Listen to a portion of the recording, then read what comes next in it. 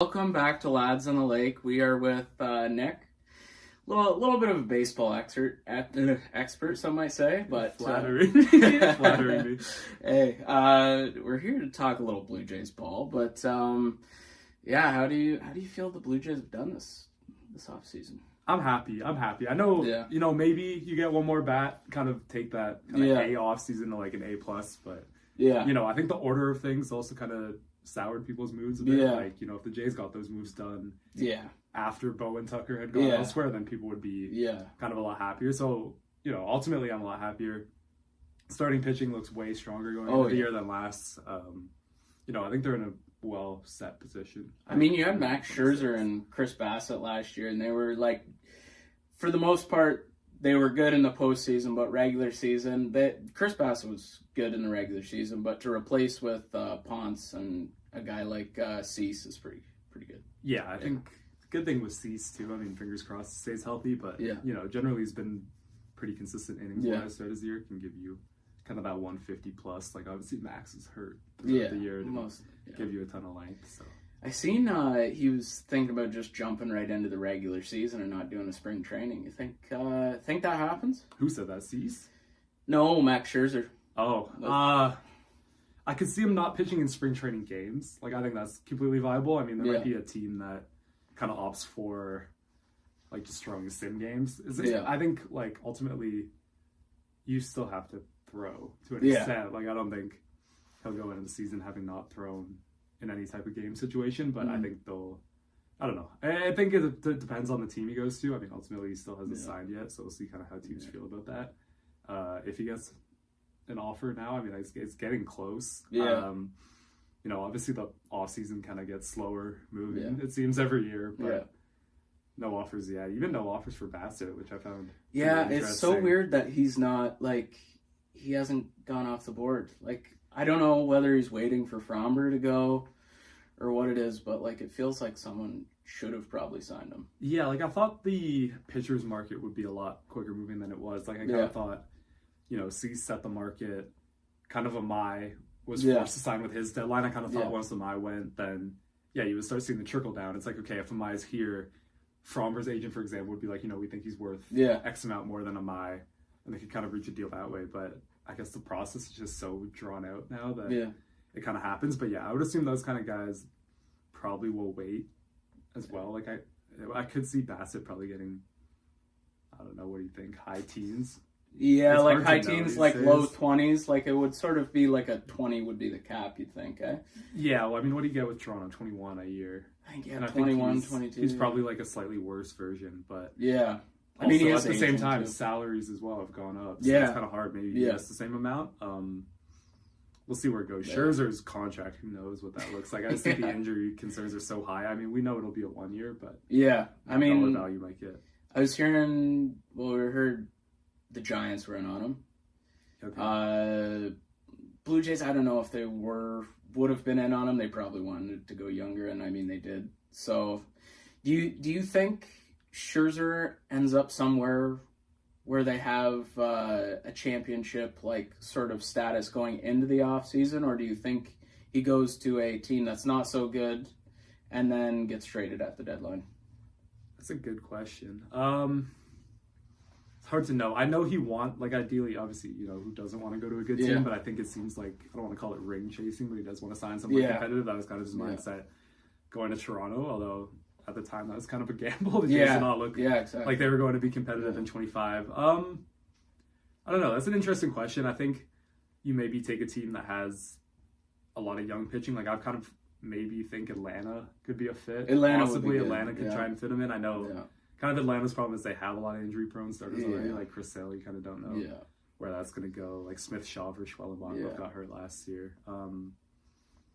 I mean, San Fran as well. Like if they need that Verlander replacement, he might not give you the same kind of innings, but just from like a mentorship perspective. Exactly. It's an interesting question. I honestly don't know. Like even Baltimore, maybe. Max. Baltimore's kind of a team I'd eyed up for Bassett for a while, but that would be my I don't know. Any team can use starting pitching, so we'll kind of see where it goes. Yeah, so I think throughout the offseason we've seen some signings that maybe fans were a little bit upset But I think most of them, for the most part, they were pretty good signings. And what they needed to do, obviously, you said they needed to add pitching, and they did. Obviously, didn't sign Bo or Kyle Tucker, but yeah, good additions all around. And I guess I'll get you to grade a couple of them here, and I believe the first one, if I'm not mistaken, it was Dylan Cease. Now this would be, I looked it up on Spot Track or Sport Track, whatever it is. This would be the second highest AAV in the Blue Jays system right now, but signed him for 7 years at I believe it was $30 million a year. Yeah, $30 million a year. 210 for 7, I think. For the most part, a lot of people online I seen thought that this was a pretty bad deal, but what were your thoughts on it? I'll probably give it a B+. I think the main thing with Cease is, like, you look at the advanced numbers and it's like, this guy should be an ace. Yeah. And I'm kind of hoping that, obviously, that, you know, eventually kind of comes around to correct itself. It just seems like Cease is one of those guys that constantly underperforms his advanced stats. Like, I haven't looked at it kind of past 2025, but I just remember in the past, like, I guess 22 was like his brilliant year with Chicago, and then even 24 was pretty good as well. I would assume the numbers kind of come back more towards the norm. Yeah. You know, the age for me is not really a concern. Like, I don't mind giving him 7. He's kind of like, how old is he right now? 29, 30? It's not super old. Yeah, 29. Okay, yeah. So, I mean, you pay him until you're 36. I'm completely fine with that. I don't think there's any problems there. Yeah, it would range from like a B to a B+, maybe even in the A- territory. I think he's quite good. I think I'm not quite as high on him as I've seen a lot of Blue Jay fans be, but I think ultimately it is a lot of rotation stability that we need, especially I feel like our starting rotation is kind of a big question mark. So. Yeah, it was lacking last year, and they seen that priority and said, we'll go and get one of the better starters, at least ceiling starters on the pitching market. And I mean, like you said, good underlying numbers there. Like great last year. It wasn't as good until I took a look into it more. Yeah, and I mean, he's got velocity as well. That's something that this pitching staff was probably lacking last year, at least with aging guys like Scherzer and Bassett.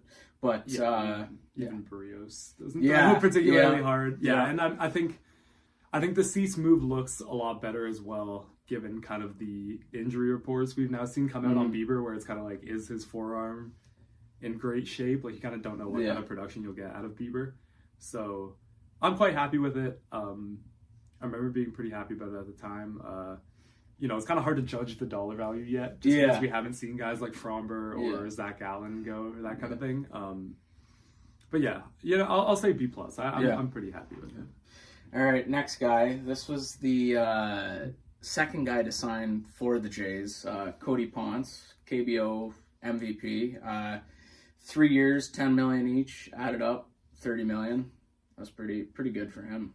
Yeah, I'll go B on this one. I think flat B. I think the dollar, like, 10 mil if he actually becomes like a dependable back end starter is great value. I think like I'm not crazy high on him, but I think for that dollar amount, and I think for the role that kind of the Jays will need him to serve, I think it should be fine. Like if he posts like a low 4s ERA kind of in the back end of the rotation, I'm totally fine with that. You know, obviously kind of it's hard to kind of know sometimes with these guys coming over from the KBO. I think the KBO's pitching development is quite underrated. Like, kind of Eric Fetty came back from there. Eric Lauer came back, but I mean, Lauer's not really too different of a guy, like pitch specs wise, as he was when he was in the MLB the first time. But I'm pretty excited. I think that kick change will be good. Yeah. I guess that was a point I could add in about Cease too. Is there's clearly some kind of change up development that the Jays have eyed up. So I mean, you can add that in. It becomes pretty intriguing. We'll see how it looks. Gonna get a splitter or something in there. I think change up is what they're looking at. Yeah. But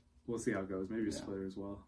Yeah, and obviously that they must have seen something in Barrios last year. Him late season hitting 91, 92 is his top, and being like, okay, there's a red flag here. We might have to move on from him. Yeah, I mean, I don't know. I think I would hang on to Barrios just purely based on the Bieber news. Like, you kind of need, like, if Bieber goes down, you kind of need a guy that at least can hold some innings, especially since starting pitching depth still is not quite there for the Jays. Like Eric Lauer, I guess, you know, he stepped into that role last year and he was great. I don't know if you can count on Lauer to be as good as he was last year, of course. Like I think that was kind of, we got the best outcome out of that. I think, you know, he's a guy that can hold innings, but I don't know if he's necessarily a solution in the rotation. And then, you know, like Buffalo's rotation, Lazaro Estrada is probably one of the first guys you would pull. So I mean, my thing is like, I know the Jays have still been in on Fromber. If they do decide to go that route, then, you know, I'm all for a Barrios trade, but it'd be pretty dangerous starting pitching rotation if they get Fromber. No, that would be pretty. It'd be pretty crazy. I'm not so high on Fromber. Honestly, I think if I were to do it, I would try and go kind of less tenure than most other teams higher AAV. But I don't know. It seems like in pitchers they kind of like the tenure as well, just because like you know your elbow could be done. 1 year. You want that guaranteed money, so 1 year it may be gone. 1 year it may be there. Yeah, I think hopefully the IL time did him some good. Like obviously there's that stat where he basically hadn't served any IL time in his entire MLB career. I don't know. I mean, hard to know with the WBC, but at least we'll have StatCast for it, so we can kind of see what the velo is looking like when he's with Puerto Rico, and we'll go from there. But yeah, hopefully it comes back. I mean, when he's good, he's a league average to above league average pitcher. And I mean, like you said, if Shane Bieber goes down, which they've heard about, his obviously he's coming off Tommy John, but some concerns there. But moving on to the next one, I believe it was Tyler Rogers, not to be mistaken for his brother Taylor, I believe. Yeah, Taylor's the brother, the lefty. Yeah. This was 3 years, $12 million, rounding down, but $12 million a year, and for 3 years, and comes to 37. Yeah, for me this is an A, pretty easily A minus kind of thing. I mean, he's not super flashy, as we know. Yeah. Well, kind of flashy and not flashy. The delivery, it's kind of flashy for weird reasons. The stuff itself obviously is not crazy, but I mean, for me, he's kind of a fairly low risk reliever move. Like injury wise, you would hope he's good. He doesn't throw hard at all. Kind of those low slot guys typically have a bit better elbow history. You know, he doesn't get a ton of whiff, but I think that's fine given how good our infield defense should be. Like, especially if that middle infield ends up being Jimenez and Ernie on opening day. Like, it's kind of hard to get any better than that defensively up the middle. So for me, I think he should fit in pretty comfortably into the bullpen. I maybe would have liked one more reliever, but I also think that that's kind of a good contrast to kind of the Hoffmans and the Varlands that kind of pump those high 90 fastballs. So I mean, they've got a lot of depth in that bullpen now, and I mean, you could see somebody maybe like Ricky T come up midway through the season, and if he's doing good down in AAA, maybe he comes up, becomes reliever. Yeah, well, I don't want to go into my kind of my Jay breakout pick, but I do have a guy that could potentially, I think, fill a bullpen role. It's always so hard to know, I feel like, too, with bullpens. Like, you look at teams' bullpens kind of beginning of April compared to end of September. Like, they're unrecognizable sometimes. There's always guys that, like, you don't even necessarily know that kind of just pop up and immediately start kind of having an impact. I mean, relievers, as we know as well, are so volatile. Like, it's always hard to predict. But I maybe would have liked one more reliever, but I think ultimately I'm happy with it. I'm happy with that. Yeah, I was... When I seen that move, I was like, I mean, I knew of him, but it's just one of those guys that you go, holy shit, he had a really good year last year, and same with the year before. He's been Mr. Consistency, and I mean, obviously, like you said, doesn't throw those upper 90s, but got a funky delivery that maybe throws people off. Oh, yeah, absolutely. Yeah. And moving to the latest signing from the NPB, Kazuma Okamoto, 4 years, $15 million a year. I believe he's 29, turning 30. Maybe? Yeah, I'm quite excited about this signing. I think for me this is like AA plus territory. I think they've done really well here at 15 mil. I think kind of, I don't know, maybe not in the eyes of MLB GMs because ultimately they'll know kind of about everyone, but I feel like at least in the eyes of the media, Murakami was kind of overshadowing that NPB market where, you know, they're two very different hitters. Like you would think Okamoto's much higher floor, lower ceiling, but yeah, you know, the fact that they got kind of similar AAV as well, I think the Jays did pretty well getting Okamoto. I mean, feels like every day I see like those steamer projections. Projections, they all love him. I think as high as like a 121 WRC plus prediction. Yeah. Like, I think he's a quite a good kind of middle of the order bat. I think he'll fit in quite well. You know, it sucks to lose Bo, so it sucks to get Tucker, but I think that Okamoto at least will provide quite a bit of lineup stability. Yeah, maybe not the defender that the Jays want, but certainly a bat that they like to have. I've heard his defense is okay. I've seen people from Japan say the defense is all right. I mean, yeah, like I know there's been talks of him being in the corner outfield. I think Barger will likely hold down more of the corner outfield duty. I think we'll see Okamoto at third for the most part, which I think is good. Put him at the position he's most comfortable with. Like if you want to get really ballsy, like if Okamoto's defense at third is not great, you could even have Vladdy play there on occasion. We saw that in 24, and he was all right. Like it's not a long, like obviously not permanent thing, but I think from what I've seen, it's okay. Yeah, I mean the bat is kind of what you're training him for, but you know hopefully the defense translates over. Okay.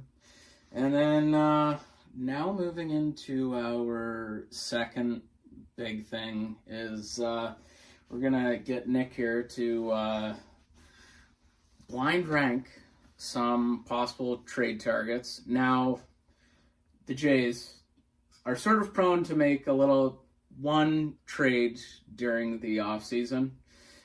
Did it, what was it, last year with Jimenez, that deal? Yeah, we did Jimenez. Yeah. Atkins has always been pretty conservative with his trades, like even at the deadline, he's never the one kind of making the crazy splash. So, but there's definitely, you've got Ernie Clement there right now, and he's did pretty good last year. Now, I don't think you'd be feeling like he may do that again, but again, sort of, you could throw him maybe at short, platoon him with Jimenez maybe, and put one of these guys that I have here at second base possibly, but yeah. Yeah, let's do it. I'll blind rank these. Cut. All right. Yeah, here we go. All right. 5 guys. Okay, we got outfielders. We got second baseman. You probably know what's coming based on MLB knowledge here. But yeah, first up, you got 1 through 5. Yeah. First one, Alec Burleson. Maybe a 3 or 4. I'll put him 4. I think for me, you know, like I just don't know if the production is kind of. I don't think he's a great defender. I haven't looked at the numbers honestly, but he does DH quite a bit. I know he plays some first as well with the Cardinals. He's not. I know you probably have another Cardinal on there that I'm willing to rank higher than him. But I haven't thought about Burleson of the Jays. I don't hate the idea. I don't know if I'd necessarily want him over Nootbaar. I know Nootbaar offensively last year not great, but I'll put him 4. I don't think he's a bad player. I just say he does not excite me a ton. Yeah. All right, 4, Alec Burleson, locking it in. And then the next player from the Chicago Cubs, and trade rumors like crazy. Was supposed to be a New York Met, but apparently not. Not a New York Met, New York Yankee. Nico Horner. I'll put him 3. He would have been probably my 4. I don't really see the need for him. Yeah. Honestly, at least for the Jays, like there's teams he makes sense for. He makes a lot more sense for the Yankees. I don't think we really need another slap hitting infield with good defense. Like we kind of have that covered. I like him as a player. I just don't love the fit. I'll put him 3 just because he's a good player. Do I want to put him 3? That's the question. Who's coming up? Who's coming up that you think? I don't know. No, I'll put him 3, but I don't like the fit for the Jays. I maybe should put him 5. All right. Another outfielder. Now, you'd probably have to pay a steep price for this guy, but Stephen Kwan. Oh, 5. I don't want Kwan at all. No? Yeah, Kwan's easily my 5. I don't rate Kwan a ton. I think he's okay. He kind of does. It feels like the last couple of years, he like tricks people into thinking he's going to hit like 15, 20 homers. He hits a bunch in April and just kind of cools off. Yeah, no, I'm good. I mean, ideally, like, I don't know, maybe Popkins could unlock some more power there. Yeah. But kind of my same thing with Horner, but I think he's a worse player than Is he worse than Horner? Horner's definitely more valuable at his position because there's not as many good second basemen. I don't know. I don't love Kwan's profile as well from the corner outfield. Like if he was a center fielder, I think it's a lot different. Yeah. But yeah, I'm okay with Stephen Kwan. That's a 5 for me. I didn't want him at the deadline. Don't necessarily want him now. Yeah. Now, talking about center fielders, we'll maybe go off track a little bit here, but you think Varsho, like, is he long-term solution there, or is he sort of, you think... My confidence level in him, my confidence level in Varsho extending is pretty low. Yeah. Swing and miss. I would like a center fielder. It'd be nice if we had like a good center fielder coming up through the system. There's a guy potentially I might talk about as a breakout guy that can fill that spot, but maybe not to the level of Varsho. I mean, that defense is obviously so hard to replace. I don't know. I haven't really looked at the upcoming free agent classes, kind of know which outfielders are coming up. Like, if Bellinger was a free agent next offseason, he's a guy that I would have been probably all in on just in terms of needing to fit that role. We'll see. Hopefully he extends. Maybe the Jays will push through that throughout the year, but I wouldn't be surprised if he hits free agency and leaves the free agency. But we'll see where it goes. But outfield I think is our biggest need. Yeah. Now you have the 3, 4, 5. 3 was Nico, 4 Alec Burleson, 5 Stephen Kwan, 1 and 2 left. We got for the 4th guy Lars Nootbaar. 2. I'm assuming 2. Donovan's 1. I'm assuming you are. I think. Okay. Here's my thing. I was like, is he gonna put in Ketel? Even though the D-backs said they're not trading Ketel, I don't think you're putting in Ketel. Nootbaar 2 for me. I think he's good. I think he's better than what the Cardinals have been able to get out of him. I don't know if the Jays necessarily need another left-handed hitting corner outfielder per se, but I would happily take Nootbaar. I think there's a decent player in there. If he could tap in, what was this good year? 2023, I think was kind of the year that he did a little bit. He was always kind of tipped to be like each year, kind of over the early 2020s, it'd be like, the underlying numbers are better. I don't know I feel like there hasn't been a ton of injuries there. Maybe there has that I'm missing.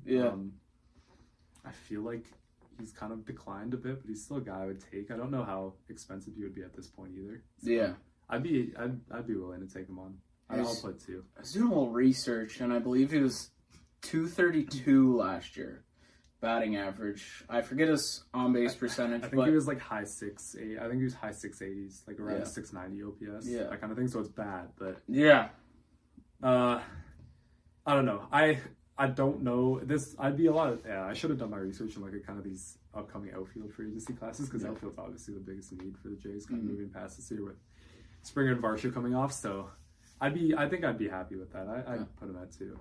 All right. Now your number 1, is it Ketel or is it Brendan Donovan? Either one I'd put out one regardless. So. All right. We got at your number 1, Brendan Donovan. Yeah, I'd be very happy if we got him. I don't know kind of what that package looks like. It'd probably be pretty steep. And it seems like right now Chaim Bloom's only interested in selling. Well, he just seems like he wants to do everything with Boston right now. It's like he just picks up all those Red Sox guys that he had when he was an exec over there. But yeah, Donovan I think would fit quite well. He has that second base left field flexibility. I think he's quite a good player. I think he kind of fits any team well. Any team could kind of use his profile. Utility guy, right? Yeah, I don't know if he's like a true utility anymore. He's probably really only second base, left field kind of thing. But decent offender at probably each position, but you can fit him in there regardless. He can. I don't know. Is he a switch hitter? Burleson is a switch hitter. I think Donovan. I think he might be a lefty. Okay, I don't know what his splits look like, but I'm assuming they're fine. He pretty consistently puts up good offensive numbers, so I'd be willing to take him on. And I mean, Ernie as well, if you can give him the odd off day against the righty, I would that probably will have to happen. So, all right, now, I'd be ecstatic if we got him. All right, now looking at FanDuel, I looked at FanDuel. Actually, no, sorry, that's false. I looked at Twitter, and they said the win total for the Jays was set at 88.5 wins. Now, I can't totally trust that number is credible, because I don't know if that Twitter account is credible, but I did not check it myself. But what do you think? Over or under 88.5 wins? I'm going to say over. I don't know, maybe I'm weirdly confident about it. Normally I'm the opposite. I'm kind of pessimist normally, but I think they'll be probably pretty similar to last year, maybe like a couple wins less. But I think like that 90 to 95 range, I think they're still kind of set up to be in that ballpark. I mean, I guess the hard part to know is like the AL East obviously is so tough. Like Baltimore should be better, but I would Pete Alonso, right?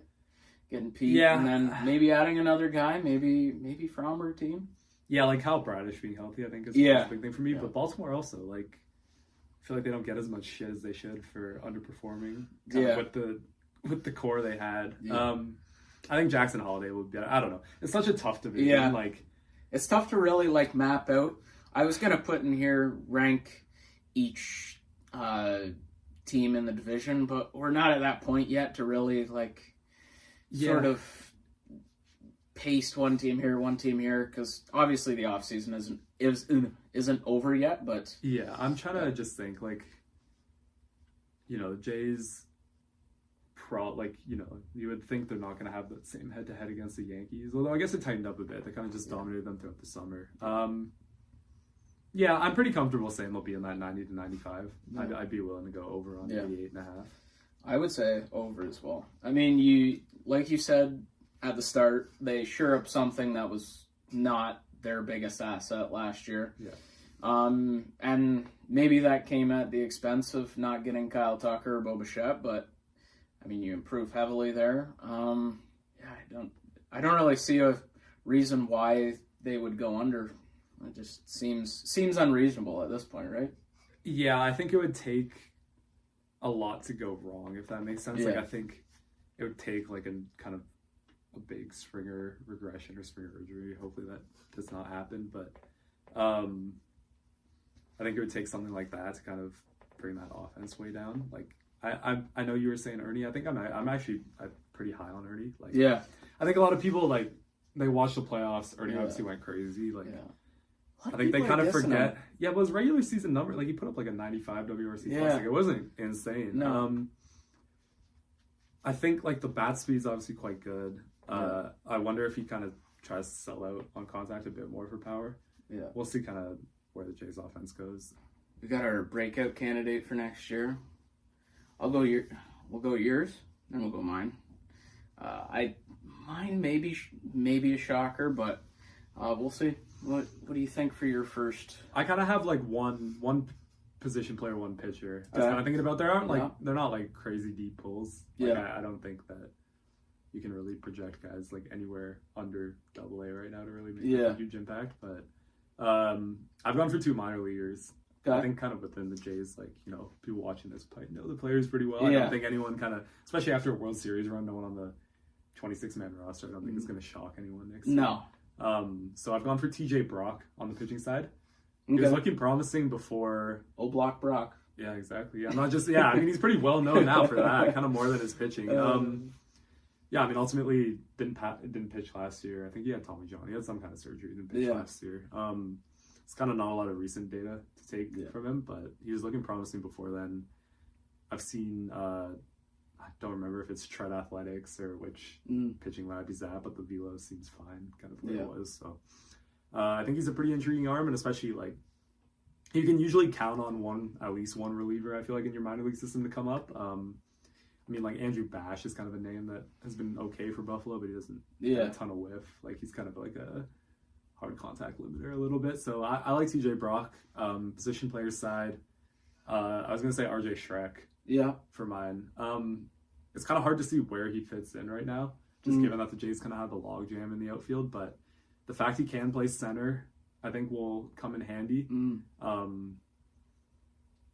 I think like you might see him get an audition in there somewhere. Just kind of, especially looking forward, you might need a guy that can play center, at least another outfield in there. He kind of tailed off a bit in AAA. He was kind of hot for a while, and then I think his September was pretty rough. But I think he's a guy for me that I would take over. Like, a lot of people, like some people say Kasevich, but Kasevich doesn't excite me a ton. I know he's like kind of a higher floor guy, but he's kind of like, I don't know, it's like IKF again. Like Pinyango as well. I think Pinyango higher ceiling, but still he just needs to lower floor. Start pulling your fly balls. Or actually no, just start getting your hard hit balls in the air. Yeah. So, doing good in the Venezuelan league, I see, but there's probably not much talent. So everybody, Aaron Sanchez just like put up crazy numbers. Oh yeah, the Sanchez. Yeah, but I mean, he was at like way under even a strikeout per inning. There, it's like is Aaron Sanchez going to come back and be like some really good soft contact limiter in the MLB? Yeah. Probably not. Like you gotta. I think the Royals give him a Kansas City Royals. Yeah, I seen that. If there's any Omaha Storm Chaser fans watching, I think you go see them. Otherwise, I don't think you're catching them in the bigs. No. All right, I'll do mine. You know, I'll go like yours and do one position player and one pitcher. I'll get the position player out of the way. I already kind of touched on him a little bit, but Andres Gimenez, I think having a 68 weighted runs created plus, the lowest in his career, is like, I mean, that's pretty tough. Like, you gotta think that with his playing time progressing after Bo left, then I think we see that jump. Yeah, he's the guy for me. If you get, I think anything above like a 90 WRC plus from him now, I'm happy. Yeah. I still hate that trade. I hate the contract he's on. Yeah. But I know the ex-WOBA, I think, was around league average last year. I want to say he was in like the mid to upper 320s. Let's check here. I've got the ex-WOBA. No, never mind. Gotta go to Fangraphs. Yeah, Fangraphs. But I've looked at it before. That's why I know roughly. I want to say 329. If I nail that, then I need to get off Fangraphs. Three what? 329 is what I said. Ex-WOBA. Or was it 319? Why can I not see it on here? You gotta go to... See there? Not here. Oh, it's 306. Way lower than I thought. Oh, there we go. Way lower than I thought. Okay. There. That might be around average. It's probably a little bit. I don't know. I would like obviously you don't have Jimenez on your team for the bat. Yeah. Like because like I agree with you. I think like 68. Yeah. It's probably the lowest we'll get out of him. I would hope in his Jays tenure. If he puts up anything above 90, I'm very happy. I think probably like 80s is probably like the more realistic expectation, but we'll see. Yeah, I mean, I believe I looked at his Steamer projections, and I believe he was obviously more of a defender, but tied with Okamoto for WAR 2.2. But yeah, it's supposed to Steamer projects him at like 251 average. You think that's possible for him? With being I think so. I mean, I don't think he walks a ton. It doesn't feel like he walks a ton. I might be wrong, but I'm surprised as like I don't know. I don't see how they got to 2 WAR from. I guess maybe they figured the defense. Yeah, the defense takes a hit moving a shortstop. I don't know, because for me it's like a valuable defensive shortstop. Yeah. Maybe maybe that's about 2.2 WAR. I don't know. It just seems like it would be higher given where they have him projected, but. But, and then the pitching candidate, I have touched on it, I believe previously, Ricky Tiedemann. I mean, should be a guy that comes up later in the year, maybe mid-season, that you see a guy maybe struggling that's a lefty pitcher. Example, Eric Lauer. Maybe he's not having as good of a year, and maybe Ricky Tiedemann's going up, Eric Lauer down. Maybe it sort of happens for him. He puts it all together in Buffalo, and maybe he makes his debut. I think the thing with Tiedemann is just health, right? Like it feels like the last 4 seasons, there's been like, oh, Tiedemann's going to come up out of the bullpen in September and be like a guy for us. I would love it if he is. I think like, especially given the lefties we have, like Little, Fluharty, Lauer are never going to overpower you. I think an overpowering lefty is extremely valuable. Like. I think the main thing with Tiedemann for me is just health. Like, just stay healthy. If he can throw 100 innings, I'm happy. Yeah, he's the most, like, injury-prone guy, I feel like. How old is he now? 24 or something? I think he's 24 or 23. It's actually crazy that he's still younger than you would think. Yeah. Especially for, like, on the pitching side. I'm just looking up his injury history, because, like... 02. Okay, so he turns 24 this year. Yeah. Yeah, okay. Pretty... yeah, like, obviously I would love it. If that's the case, I think kind of as each year passes, my hopes of Tiedemann being good, like just a starter. I think for me, he's like quite close to getting that bullpen transition. We'll see how he looks in the spring. I would love it if he comes up and becomes like a lefty reliever for us. Be pretty gassed. Yeah, I mean, I don't hate the pick. Obviously, we know this stuff's there. Yeah. So it was just you can't predict injury, but hopefully it doesn't get injured. But I mean, now going into a subject that is unrelated to the Blue Jays. Maybe you have them as a surprise team, but I don't think anybody should. They should have. Maybe they were last year, but no, this year I think they'll be expected to be. Yeah, unless people kind of. I think the fact that 2025 came out of nowhere. Yeah. For most people, I think maybe there's some people that kind of see them coming back down to earth to an extent, but I think kind of 24 was more of an outlier than 25. Like, you look through the Jays over the past, like, essentially through the whole 2020s, they've been a good team. I think 24 should stick out as an outlier, hopefully more than 25 does. All right. Now, the surprise teams. You have one. I have one. I have two, actually. You have two. Go two. Well, see, there's a couple. You could make a case for a couple. But yeah. My two are actually in the same division, but it also banks on one team that I think is going to fall off.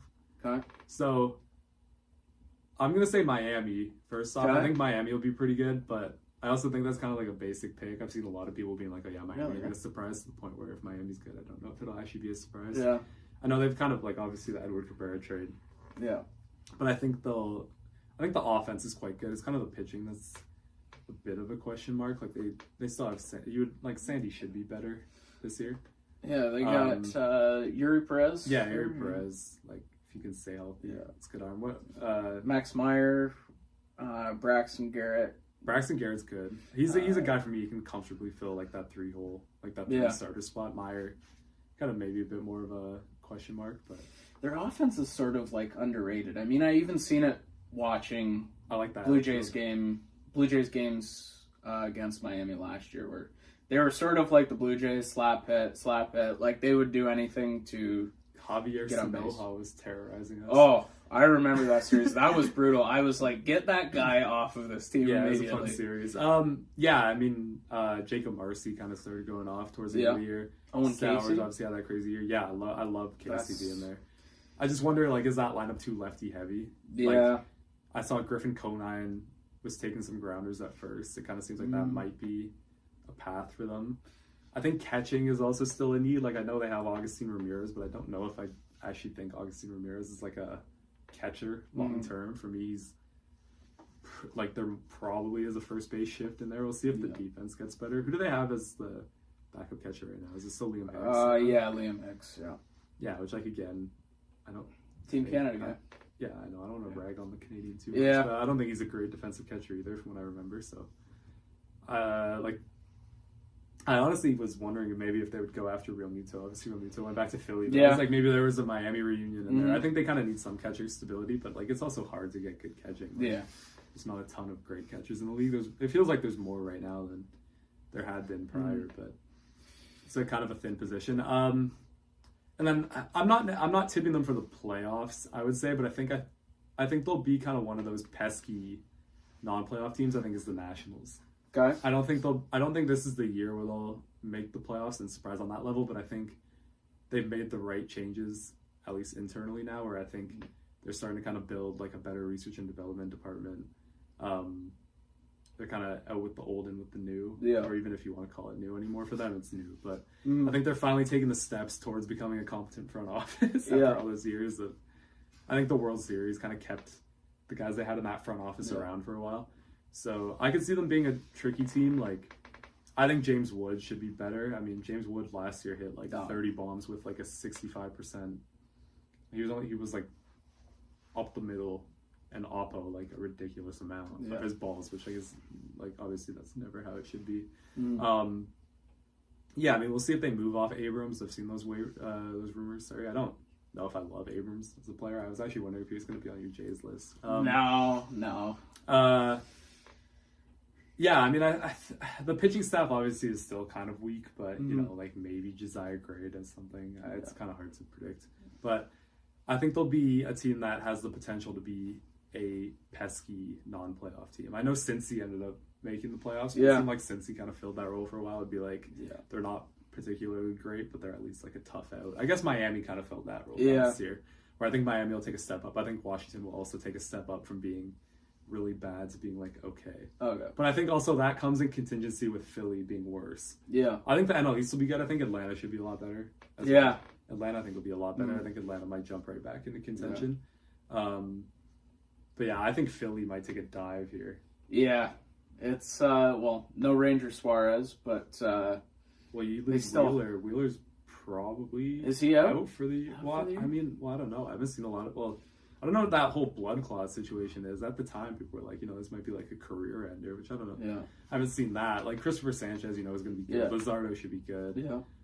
Like, there's still pieces there, but I don't know if I see Philly making the playoffs. But maybe that's just me. I don't know. That might be me being too low on Philly. I know, like, a lot of times people make these crazy predictions, and it's like, things didn't actually change that much year to year. But I could see Philly kind of losing some wins to teams like Miami and Washington in that division. I mean, you said C.J. Abrams may have been on the list, and I was like, should I put him on there? But I thought of him as a guy that I don't think the Blue Jays would like just defensively. Yeah, he doesn't fit kind of the Atkins Shapiro archetype of a player. Like, he's kind of far from it. Like, bad defender. Like, I don't even know, like I don't know where his future lies. Like, is he just like going to be a bad defensive second baseman? Like, he's not a shortstop. I know he's been playing shortstop. He's not a shortstop. No. We'll see where that goes, but I think they'll be better than last year for sure.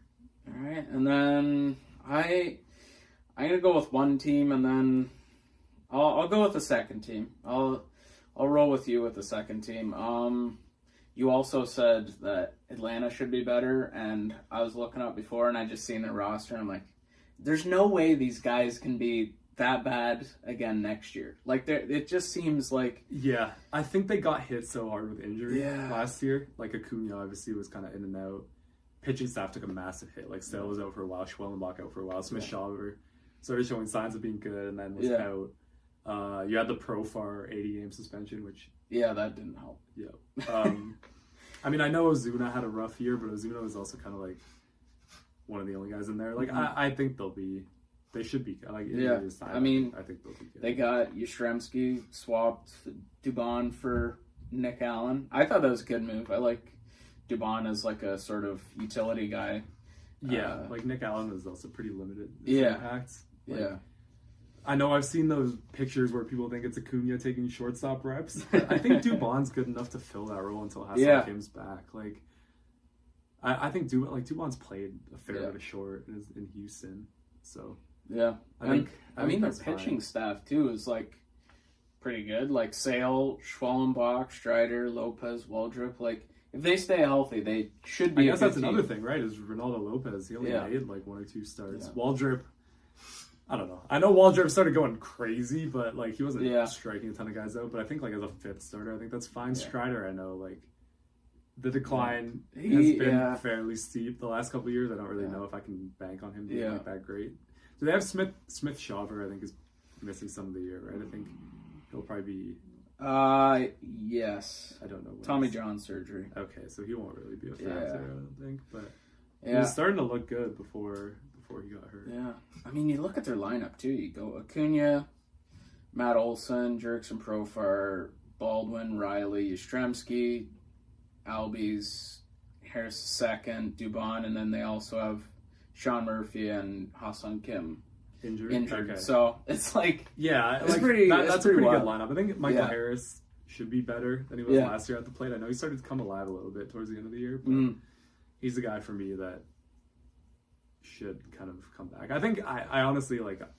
I think 2024 for the Jays was almost similar to 2025 for the Braves. It's like everything that went wrong could have. Yeah, it feels like it'll be interesting to see where Ozuna goes. I feel like that's not a guy that's been talked about like free agency wise. I was seeing he was linked earlier on with Pittsburgh, but that is not happening. I think O'Hearn probably takes that away.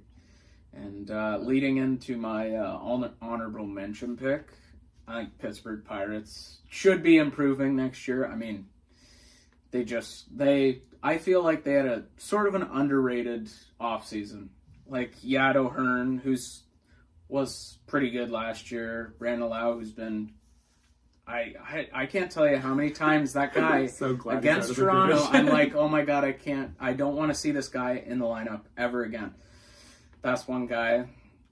Fangraphs has Horwitz leading off. And then, the pitching staff. Pitching staff's good. That's not the concern, though. That's not the concern. Their pitching staff was good last year as well, and they got nowhere. Yeah. Like, this will obviously come down to the offense. Lau, I think, is a good at it. O'Hearn, I think, too. I think O'Hearn... It'll be interesting to see how O'Hearn does playing every day more, because I know he started getting some run against lefties against San Diego after essentially not facing them for a while, and he fared okay. Horwitz, I think, Horwitz, I know, like, he went on a tear towards the end of the year. Like, people weren't watching Pittsburgh games, so he kind of didn't get talked about, but he had that wrist surgery. I'm sure it was still probably taking a bit to get back from. He had that rough start, but I think, like, I want to say there's, like, from August 1st onwards, he was top 10 in ex-WOBA in the league, if not top 5. Like, he went on a crazy heater towards the end of the year that I don't think a lot of people were tapped into. So I think Horwitz will be good. O'Neal Cruz, is there like sort of a step up this year, or like I would hope so. At this point, he's got to do better. If not, it's such a waste of tools. But I don't know. We'll see what happens there. Jared Jones being back, is big for them as well. Like, I know the pitching doesn't necessarily need a ton of help, but I'm big on Jared Jones. I was a big Jared Jones guy in his rookie year, and he pitched like fairly well. I mean, it was a respectable rookie year. I'm hoping that the surgery didn't kind of take too much juice out of him, but I think he'll be good. Braxton Ashcraft is a guy I really like too. He was pretty solid last year. Yeah, he came up, had that swingman role. I don't know how many innings he threw, like 40 or 50 maybe. I don't remember exactly, but I think he'll be quite good. Bubba Chandler should be pretty good as well. Mitch Keller is kind of like a good back-end rotation piece. Like, I don't know. I don't want to dwell too much on the Pirates pitching, because we all know the Pirates pitching is good. It'll come down to the offense, and I think the offense is in way better shape. And that does it for this one. I mean, give us a follow if you'd want to. Thanks, Nick, for coming out. Thanks for having me on. Yeah, it was fun. Hopefully I can come back if you need any more baseball topics, UFC. Yeah, we'll do a little WBC maybe next. Sure. WBC talk Canada. Well, maybe we're about a month away. I'm pretty pumped for it. Although Canada's getting rinsed as per with all their best guys not coming. But that's tough.